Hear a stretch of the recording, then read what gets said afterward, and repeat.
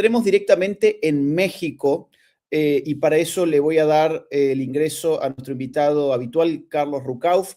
Carlos, ¿qué tal? ¿Cómo estás? Bueno, la cosa en México se pone bastante complicada, ¿no? Para contextualizarle a la gente, Estados Unidos está acusando a una decena de políticos de Morena, especialmente de Sinaloa, como cómplices y copartícipes del narcotráfico. Ya tienen capturados a dos de estos 10 políticos de Morena y la cosa parece agravarse cada día que pasa. ¿Qué comentario o qué últimas noticias tenemos al respecto? Bueno, en primer lugar, Estados Unidos ha hecho uso del tratado bilateral con México y ha presentado formalmente un pedido de extradición de 10 personas imputadas por un tribunal de New York previo el pase de la acusación por un gran jurado y con una extensa acusación por parte de un fiscal de los más prestigiosos del Distrito Sur de Manhattan. ¿Qué significa este pedido de extradición? Que detenga México a las personas imputadas para que no haya fuga y que durante un periodo de 60 días que marca este tratado bilateral se presente la totalidad de las pruebas a efectos de que México considere la extradición de los encartados. El más importante es el gobernador de Sinaloa. Sinaloa está en toda la serie de televisión de toda la historia de los últimos 10 años como un lugar clave del narcotráfico. Se han hecho series, por ejemplo, con el Chapo Guzmán. Bueno, este gobernador, Rocha, es un hombre muy cercano a los chapitos, a los hijos del Chapo. Recordemos que en su momento, al liberar a uno de los chapitos a pedido de su madre, el entonces presidente López Obrador acuñó una frase: prefiero abrazos y no balazos con ellos. Bueno, la misma frase la usó en su campaña electoral Rocha, es decir, el hombre que fue electo gobernador de Sinaloa, compadre en términos familiares de López Obrador, de su misma generación. Ambos apadrinaron una joven militante socialista mexicana, que hoy es la presidenta de México. Entonces, la situación para Sheinbaum es especialmente complicada, porque tiene que optar entre cumplir sus obligaciones como presidente y producir la detención transitoria de estos sujetos, o hacer como está el presente, fingir demencia, fingir que no conoce cosas tan elementales, por ejemplo, como que la propia Unidad de Información Financiera de México decidió confiscar y consolidar en un sistema de frisado todas las cuentas de los encartados hasta tanto se decida si corresponde o no la extradición. Bien, hay 10 personas acusadas, de las cuales además 2 ya están en poder de Estados Unidos, 2 miembros del gabinete del ex gobernador de Sinaloa, de Rocha Moya, que ha pedido una licencia por este escándalo.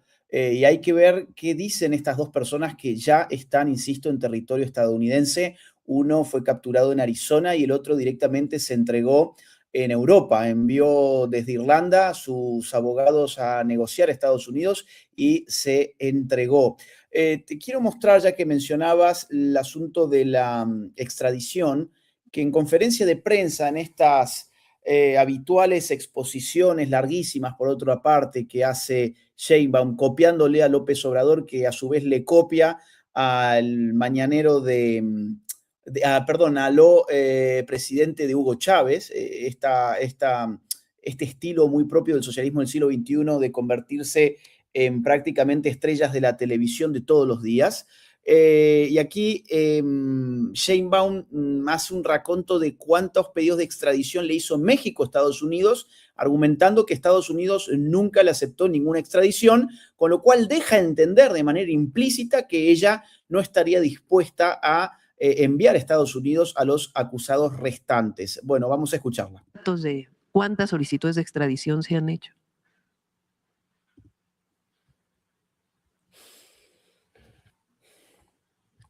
se formularon 269 requerimientos de extradición, de enero del 2018 al 13 de mayo del 2026, a Estados Unidos.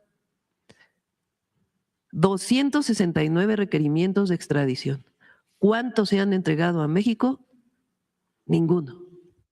Ahí está. Entonces, deja implícito, ella no dice que no lo va a extraditar en esta conferencia, pero sí dice, miren, Estados Unidos no nos mandó nada. Según tu olfato. Perdón, sí. un comentario respecto a esto. Sí. ¿Por qué creen que Estados Unidos, que sí ha extraditado a otros países personas con delitos que corresponden a la legislación de ambos, no lo hizo nunca con México? Simplemente porque no se confía en el Poder Judicial mexicano. Claro, porque yo les diría a los que nos están siguiendo, ¿cuántos narcos ha condenado México? ¿Cuántos dirigentes políticos que tienen contubernio con el narco ha condenado México? Ninguno. Claro. Bueno, ella aquí da a entender que habría una situación de una suerte de discriminación de Estados Unidos para con México porque no le aceptan las extradiciones de un lado, pero sí le requieren del otro. Y otro fragmento de estas intervenciones de la presidenta Sheinbaum, y entiendo que fue del día de ayer, alega que en realidad no, como decimos en Argentina, no se van a dejar psicopatear por Estados Unidos porque los integrantes del gobierno de Morena son personas perfectamente morales y éticas. Miren esto. Tenemos autoridad moral y política, por eso tenemos el apoyo popular que tenemos. Y actuamos para pacificar el país, actuamos con la ley para poder detener a los delincuentes, fortaleciendo una estrategia de seguridad. Pero al mismo tiempo atendemos a la gente. Y ahora todos estos que se beneficiaron durante el periodo neoliberal, todos, medios de comunicación, comentócratas, amigos de García Luna, todos esos ahora son los que vienen a criticarnos a nosotros. Entonces, no tenemos ningún temor de nada.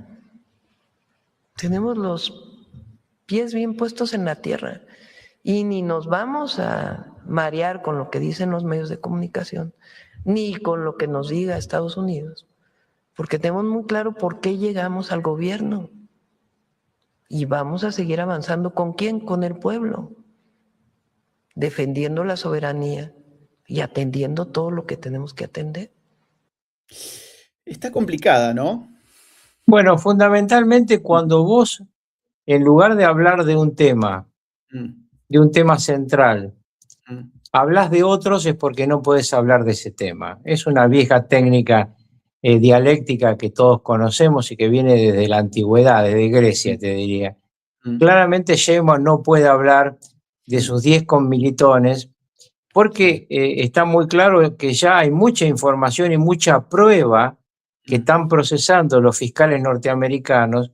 Y aclaremos que de lo que hablan los fiscales norteamericanos es de los delitos cometidos por estos 10 miembros de Morena, del partido de gobierno, del partido de Sheinbaum, en Estados Unidos.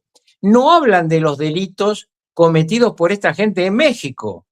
Sí. Entre ellos, la relación entre este gobernador de Sinaloa y los Chapitos, ya que en la información sobre el ministro de Seguridad que está en el juzgado, que está tramitando la extradición, se sabe que él percibía $100.000 por mes de salario de esta organización terrorista.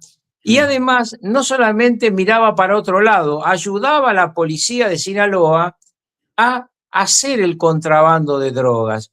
Entonces, acá lo que correspondería objetivamente es que Sheinbaum dijera, muy bien, quedan detenidos, ya que la UIF mexicana, ya congeló sus cuentas y dice que están incursos en la posibilidad de lavado de activos, y que me presenten las pruebas en los 60 días y vamos a ver. no empezar a defender de antemano a gente que claramente está contaminada. No necesita nadie haber estado en Sinaloa para saber el infierno que viven los sinaloenses, primero con un cártel, después con otro. Y les digo algo que es importante que va a ir apareciendo, que es la relación de la política mexicana con Jalisco Nueva Generación.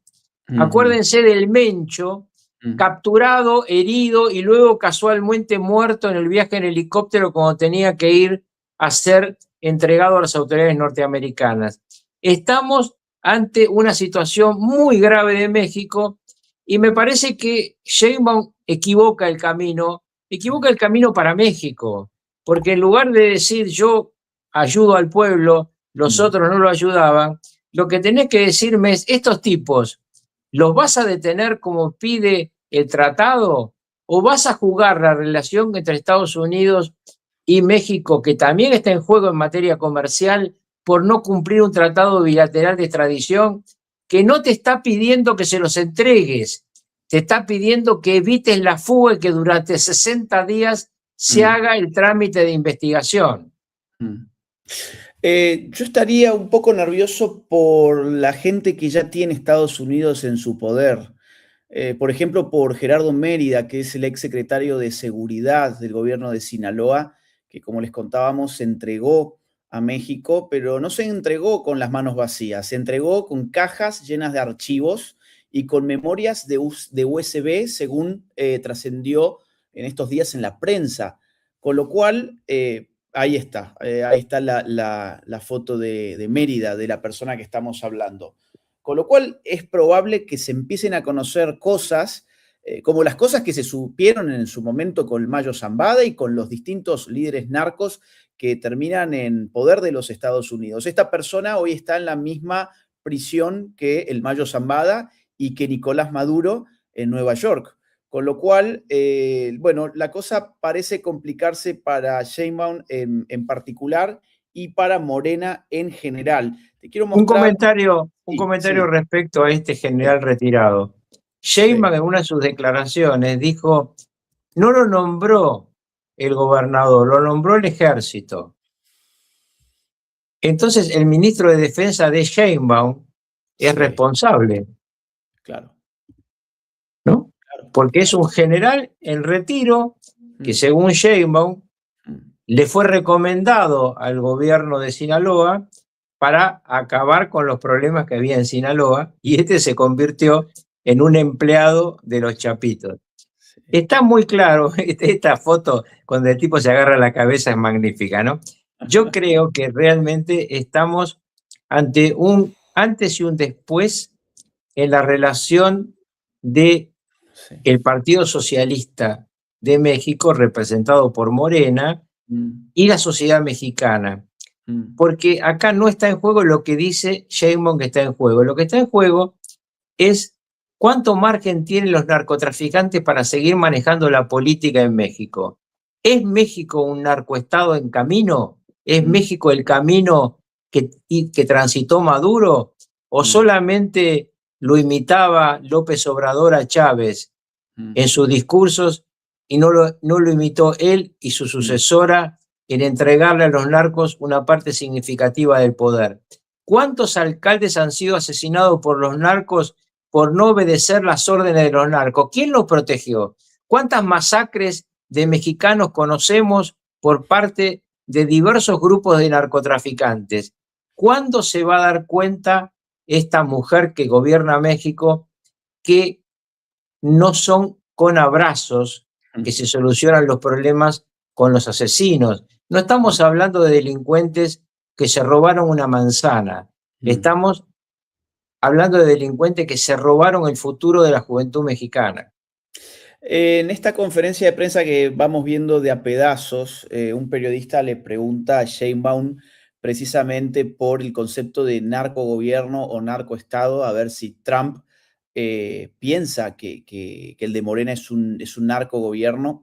Y vamos a ver qué responde Sheinbaum a esto, pero antes Quiero contarles que estamos camino a las 4.000 personas en vivo, estamos recuperando de a poco el canal, gracias a la ayuda que todos ustedes nos dan a partir de los likes. Por favor, déjennos su me gusta, colaboren escribiendo en el chat, y quienes quieran mandar superchats, vamos a estar leyéndolos hacia el final de esta conversación, con lo cual si quieren mandarle alguna pregunta a Carlos Rucauf, vamos a estar respondiéndola. Escuchemos a Sheinbaum. Entonces, ¿de dónde viene toda esta campaña? Doctora, pero ¿no la principal persona que habla sobre de que México está gobernado por los narcos, no es el presidente Trump? El presidente Trump lo ha dicho, pero cada vez que hablamos no me lo dice a mí. Ha dicho, en México hay gobiernos de narcos, pero no se refiere a la presidenta. Y además siempre le he dicho, no es cierto, presidente Trump, en México gobierna el pueblo de México. ¿En su conversación con el presidente Trump habló de estos temas, doctora? Hablamos de la relación que hay con Estados Unidos. ¿De qué hablamos? Viene esta semana el director de, ¿cómo se llama? En Departamento de Seguridad Nacional, viene el jueves, va a estar aquí jueves y viernes. El lunes viene Sara Carter, directora de la Oficina de Política Nacional de Control de Drogas de Estados Unidos. Y después viene el embajador Greer, el 27 de mayo. Bastante Mamita rara. Querida, con lo que dicen que van a verla, ya debiera estar preocupada, porque todo tiene relación con el mismo tema. Sí, y perdón, pero bastante rara la explicación. Sí, Trump dice que en México gobiernan los narcos, pero no se refieren a mí, siendo ella la presidenta de México. Justamente se refiere a un tal Rocha Moya. Hay otra pregunta que no sé si la tenés de una de estas conferencias de prensa, donde creo que este mismo periodista le pregunta, ¿usted no tiene la preocupación de que Morena sea declarada por Estados Unidos una organización terrorista? Y ella solamente contesta no. No, así, seco.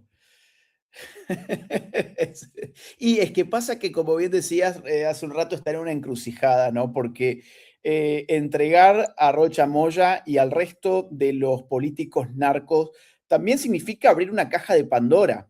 Claro.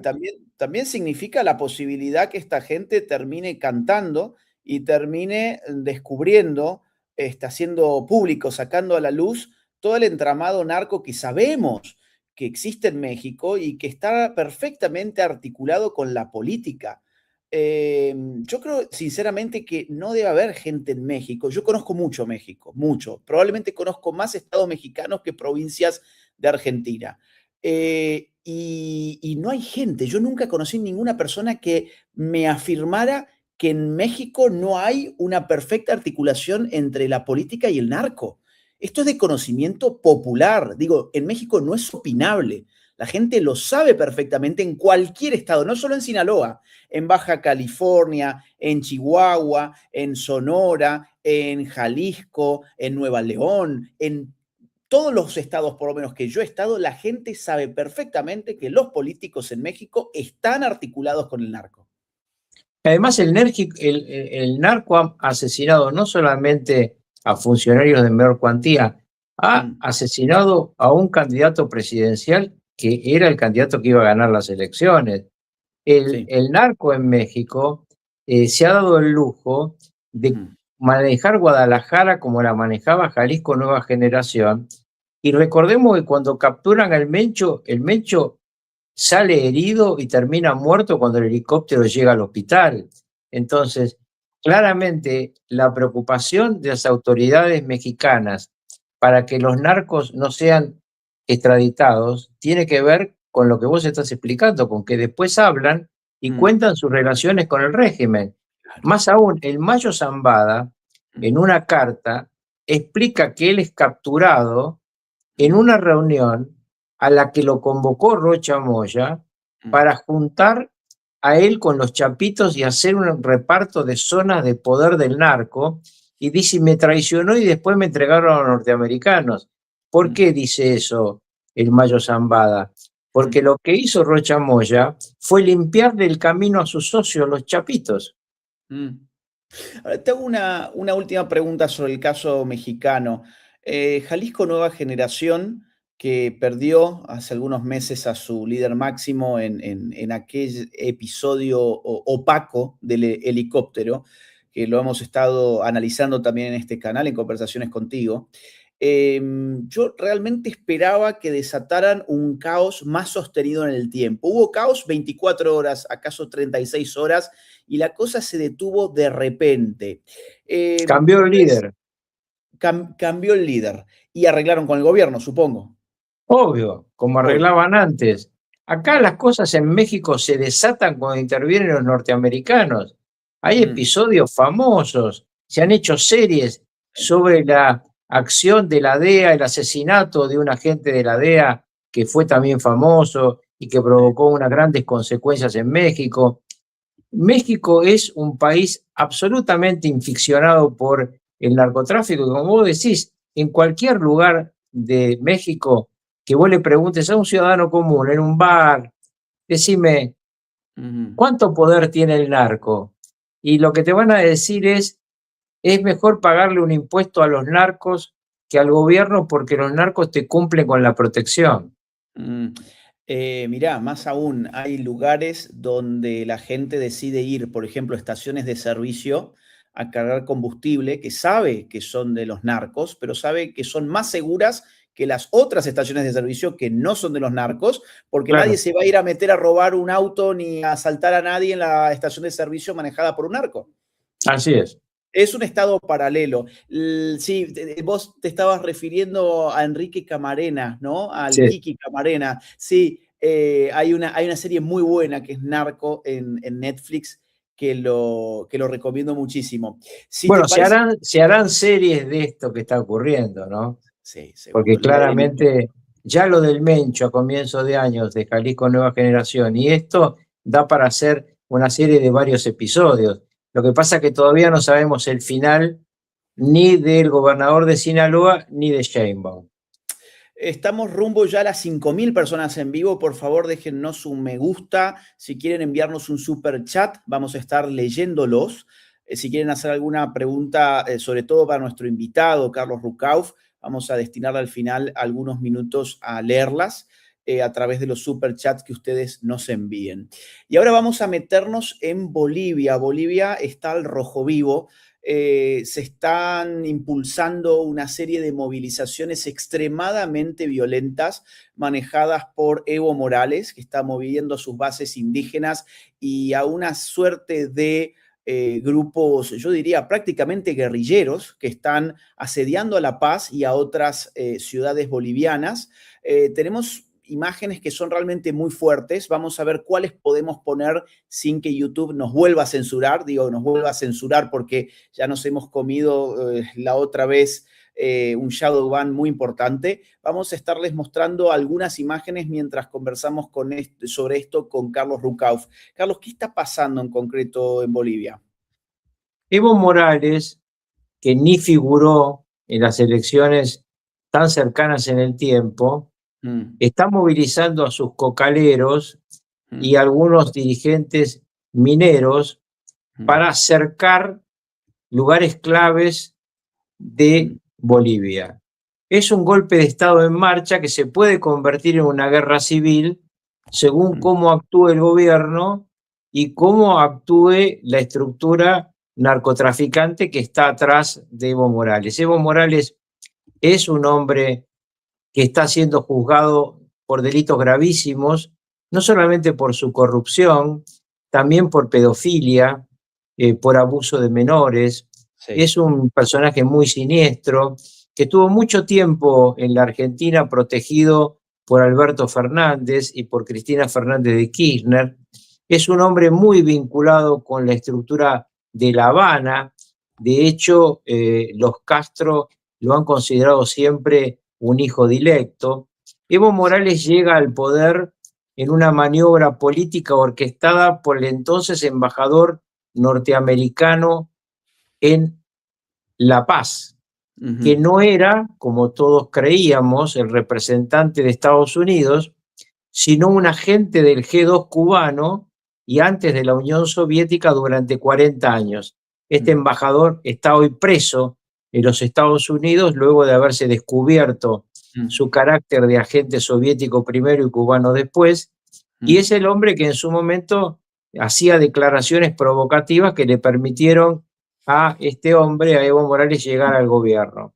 En las últimas elecciones, Evo Morales no llegó a sacar ni el 15% de los votos, y estamos hablando de una elección muy cercana en el tiempo, donde llegaron a segunda vuelta otros dos dirigentes políticos, el que ahora es presidente y el Tuto Quiroga, que es un hombre que yo he conocido en el pasado, porque fue contemporáneo mío cuando yo era ministro de Relaciones Exteriores y antes cuando fui canciller, un hombre muy formado, pero bueno, no ganó él, ganó este hombre más moderado, menos de derecha que el Tuto, pero acá vos tenés la respuesta de estos sinvergüenzas, de estos delincuentes, que mueven al pueblo a una provocación que puede terminar en una masacre.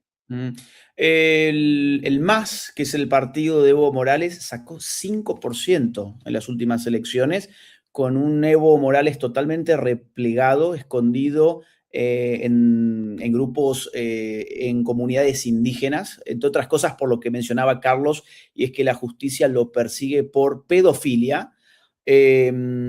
Y bueno, ahora lo que se está movilizando es esto que vemos en pantalla, que es una intentona de golpe de Estado, los cuales hablan abiertamente de desencadenar una guerra civil. Esa es la terminología que se está utilizando.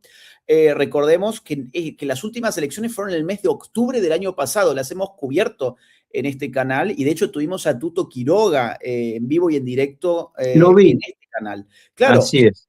Esto fue muy reciente, es decir, el gobierno de paz, yo quería que ganara Quiroga, y todos lo saben, pero el gobierno de paz es democrático, es muy reciente, y esto que se le está intentando hacer es un golpe de Estado. Y hay que recordar otra cosa más, y que se suele olvidar, que fue el fraude electoral de Evo Morales del año 2019, fraude constatado por la OEA, que desencadenó una movilización popular. Evo Morales quiso reprimir con el ejército al pueblo que había salido a las calles, el ejército se negó a reprimir y ahí Evo Morales decidió abandonar Bolivia. Después la prensa reinterpretó esto diciendo que en realidad Yanina Áñez le habría hecho un golpe de Estado. Mentira. Quien hizo fraude electoral, así como lo hizo también Maduro en julio del 24 y como lo acaba de hacer Sánchez en el Perú, esto es una praxis propia del socialismo, del narcosocialismo del siglo XXI. Vamos a ver este clip, no entero, pero para que se den una idea de lo que se está viviendo hoy en Bolivia. ¿Se va de buenas denuncias o se va comiendo con muchos hermano? Nada más.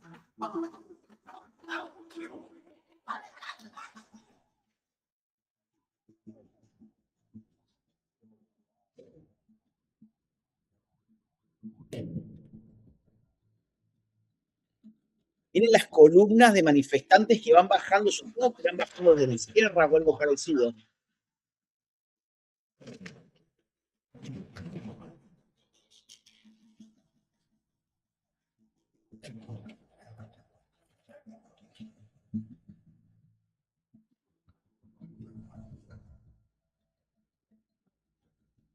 Pobre pueblo boliviano, ¿no? Pobre, es una lástima porque es un pueblo con tanta potencia en realidad para levantarse y su clase política lo ha mantenido durante mucho tiempo en este estado.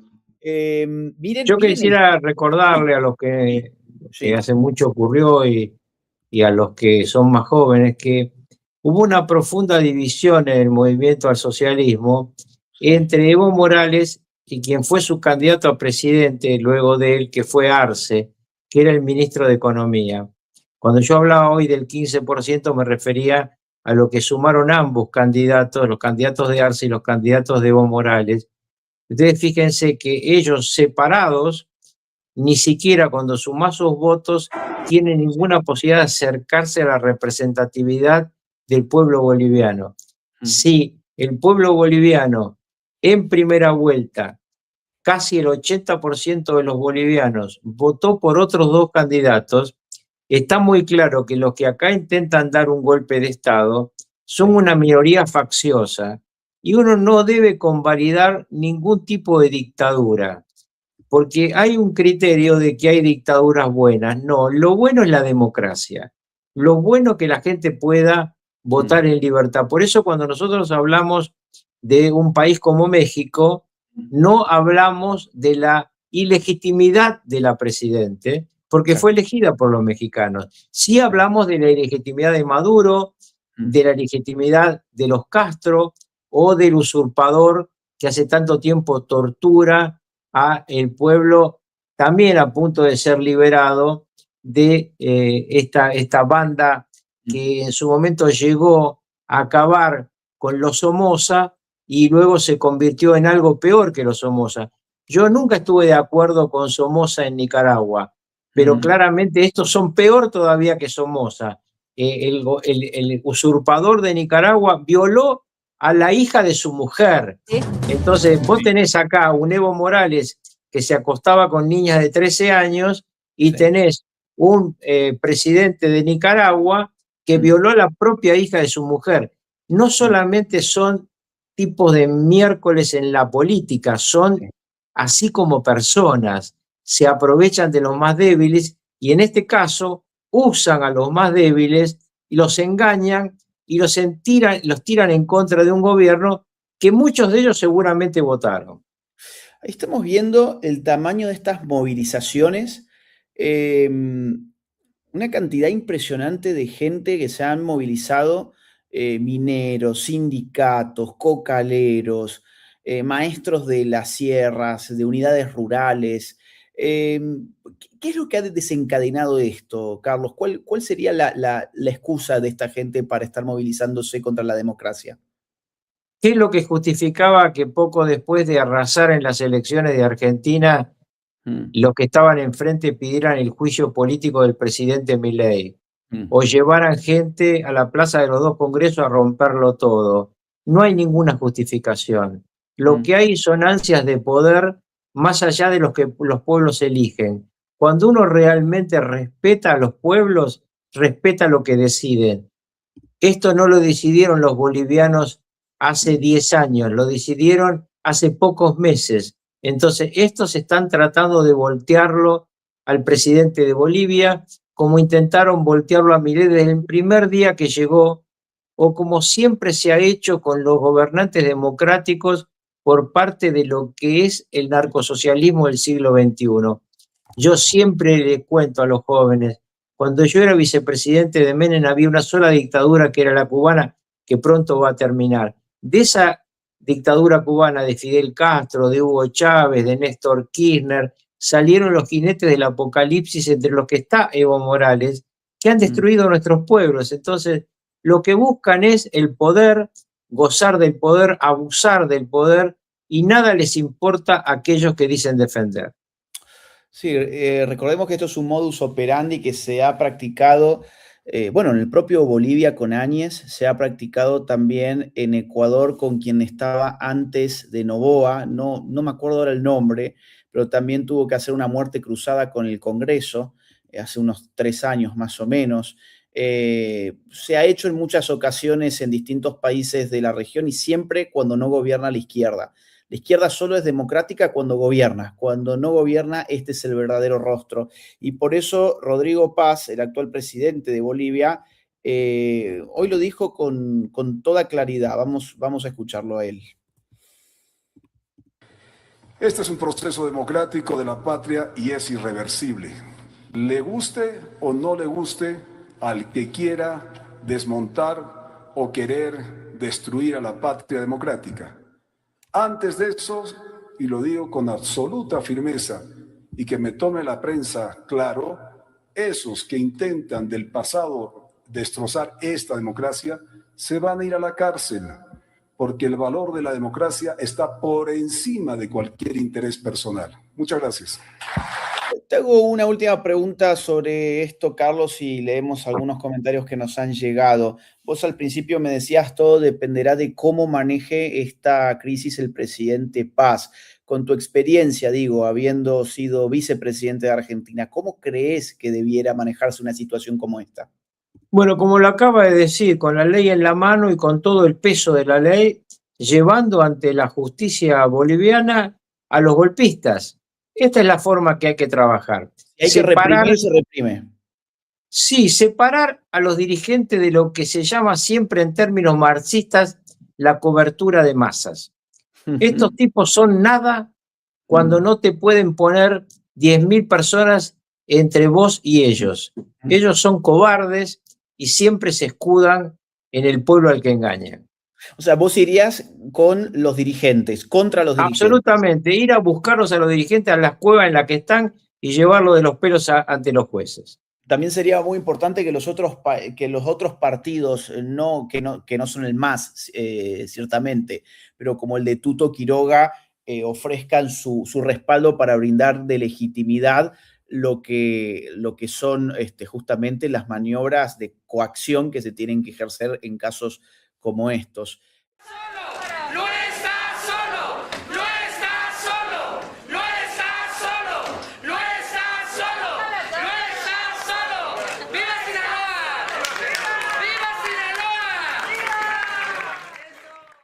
Pues sí, a ver si siguen vitoreándolo igual, porque Morena ya tiene a su Genaro García Luna. Lo persiguen por ser un narcopolítico. Tiene nombre, tiene apellido, se llama Rubén Rocha Moya y es gobernador de Sinaloa y está acusado, señalado penalmente en la Corte de Nueva York, junto con otros 9 funcionarios mexicanos de alto nivel, todos presuntamente ligados al crimen organizado.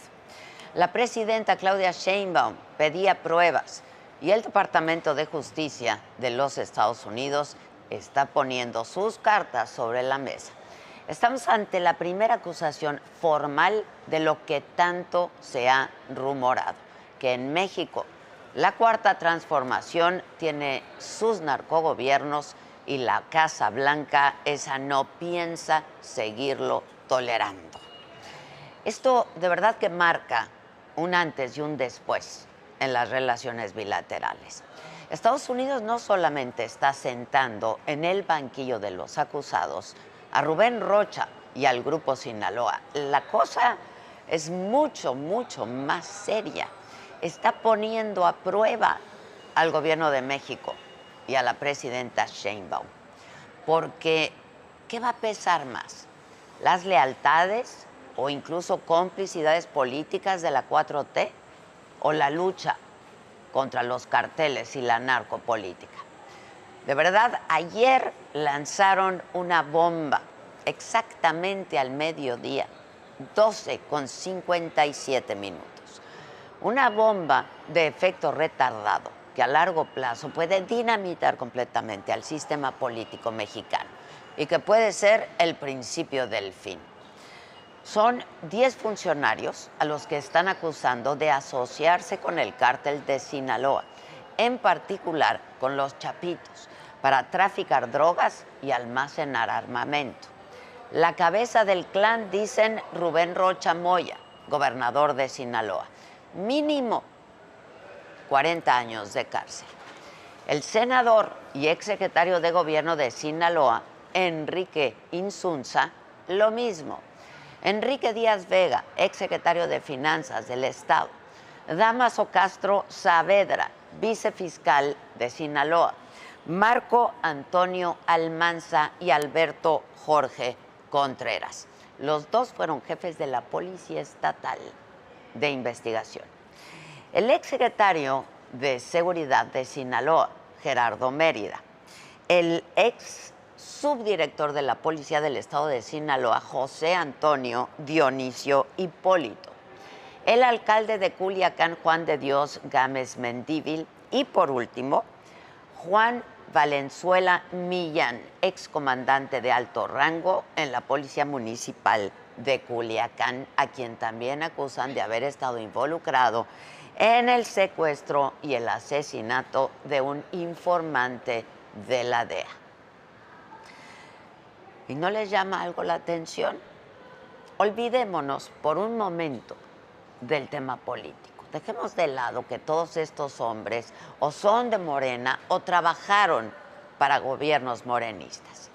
Más grave que eso es que no solamente formaban parte del gobierno, muchos de ellos estaban en la fiscalía y trataban justamente temas de seguridad. Eran policías, otros de plano titulares del Poder Ejecutivo. En teoría, eran los encargados de combatir al crimen. Y miren nomás dónde están acabando. Acusados de narcos en una corte de Estados Unidos, Nueva York. A eso se refieren los expertos cuando hablan de narcopolítica. A eso se refiere la gente cuando dice que no hay distinción ya entre policías y criminales. A eso se refieren cuando dicen que son lo mismo, que trabajan para lo mismo y que están en el mismo bando.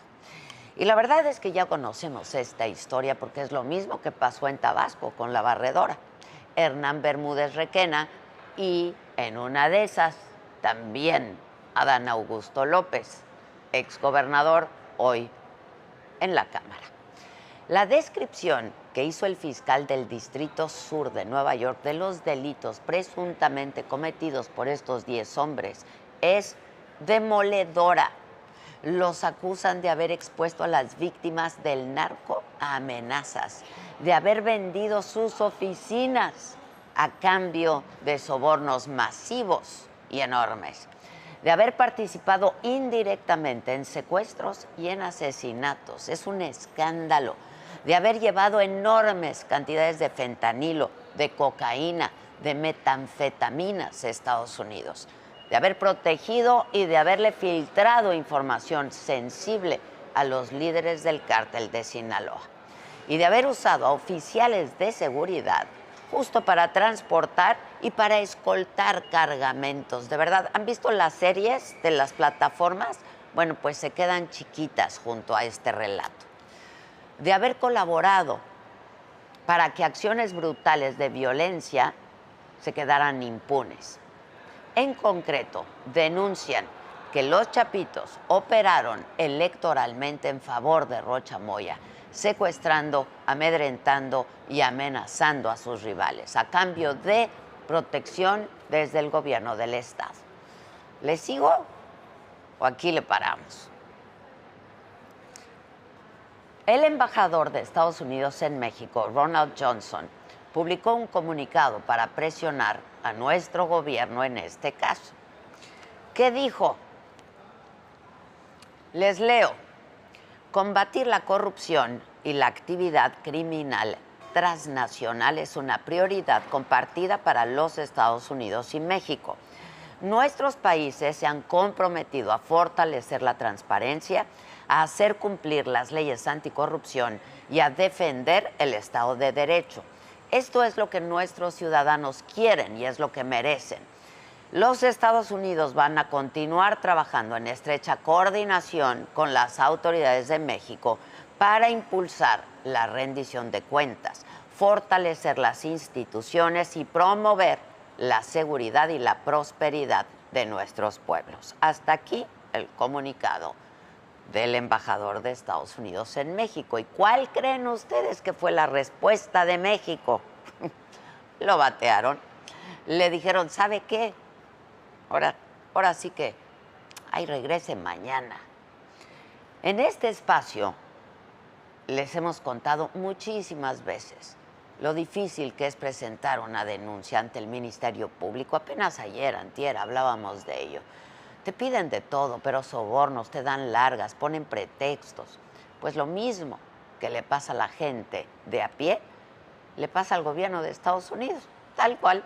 La Fiscalía General de la República está poniendo el cuerpo, no pesado, pesadísimo, para detener a estos 10 acusados. ¿Qué argumentan? Pues que tienen que revisar la documentación que les enviaron desde Estados Unidos, que la propia Fiscalía va a iniciar una investigación para ver si en una de esas llegara a existir eventualmente y solo tal vez algún elemento probatorio para emitir una orden de aprehensión con fines de extradición. Es obligación de esta Fiscalía, a través de la Fiscalía Especial para Asuntos Internacionales, analizar la documentación recibida con la finalidad de establecer con toda exactitud si existen los elementos probatorios necesarios para tal fin y, en su caso, sobre la viabilidad de la solicitud. De manera paralela, esta Fiscalía General de la República iniciará una investigación para allegarse de toda la información necesaria para conocer si existen datos de prueba que establezcan la probabilidad de que la acusación hecha por autoridades estadounidenses cuente con el fundamento legal para solicitar órdenes de aprehensión. Las dilaciones no terminan ahí. Una vez que pasen todos estos procesos, además tienen que desaforar primero al gobernador Rubén Rocha Moya y también al senador Enrique Insunza. Por otra parte, la legislación mexicana refiere que en el caso de gobernadores y senadores se requiere iniciar un juicio de procedencia para obtener una declaratoria que retire la inmunidad procesal a las personas servidores públicas que ostentan dichos cargos. Para la Fiscalía General de la República es fundamental cumplir a cabalidad con todo lo que mandata la ley, con pleno respeto a la soberanía nacional, ya que de lo contrario se violentaría el Estado de Derecho, así como los derechos y las garantías de las personas requeridas, que al igual que en el Estado requiriente, son inalienables. O sea, aquí no hay prisión preventiva oficiosa, aquí no te congelan cuentas de inmediato, aquí se van a tomar su tiempo para investigar. ¿Existe el riesgo de que algunos de estos 10 acusados se escape? Por supuesto que sí, pero esa ya es otra historia. Además, a mí me parece que hay una enorme hipocresía. En este caso, supuestamente, mucho respeto al Estado de Derecho y a los procesos de extradición, pero tanto la Fiscalía General de la República como el Gobierno de México pues se contradicen, porque a los 92 criminales de alto impacto que nuestro gobierno le envió a Estados Unidos, no los extraditaron, simplemente los mandaron para allá, alegando temas de seguridad nacional. ¿Se acuerdan o no?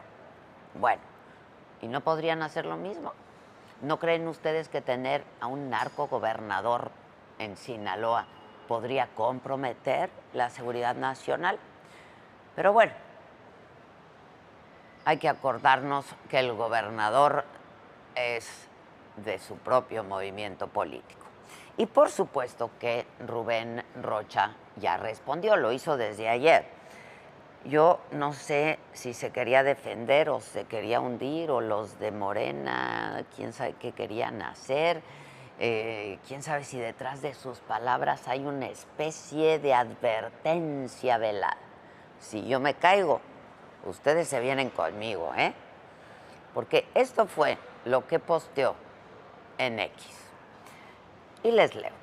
Rechazo categórica y absolutamente las imputaciones formuladas en mi contra por la Fiscalía Federal del Distrito Sur de Nueva York, ya que carecen de veracidad y fundamento alguno. Y así se demostrará con toda contundencia en el momento oportuno. Este ataque, ahí viene el remate, este ataque no es únicamente a mi persona, sino al movimiento de la Cuarta Transformación, a sus emblemáticos liderazgos, o sea, Andrés Manuel López Obrador, y a las y los mexicanos que representamos esa causa. Hasta aquí su mensaje. Habría que hablar también, por supuesto, del gran elefante en la sala, a quien mencionaba hace un instante. El gran elefante se llama Andrés Manuel López Obrador, porque no olvidemos que fue el expresidente quien apadrinó, encumbró y protegió a Rubén Rocha Moya, incrustándolo en las estructuras de Morena. Fue López Obrador el que visitó 7 veces Culiacán. Fue López Obrador el que abrazó, le dio la mano a la madre del Chapo Guzmán y liberó a su hijo Ovidio, el ratón, durante el Culiacanazo. Fue él quien decidió no investigar a Rubén Rocha Moya cuando el Mayo Zambada lo acusó de aliarse con los Chapitos para secuestrarlo. Y fue López Obrador el que repitió una y otra vez esa frasecita que cada vez, híjole, cada vez suena más perversa. Abrazos, no balazos. Por ahora, Estados Unidos acusa al jefe, Rubén Rocha Moya. La pregunta es, ¿quién era el jefe del jefe? La respuesta apunta hacia dónde. ¿Palenque? ¿O a poco de ser cierto, de ser ciertas estos señalamientos? Nadie lo sabía. Es pregunta. Yo soy Adela Micha.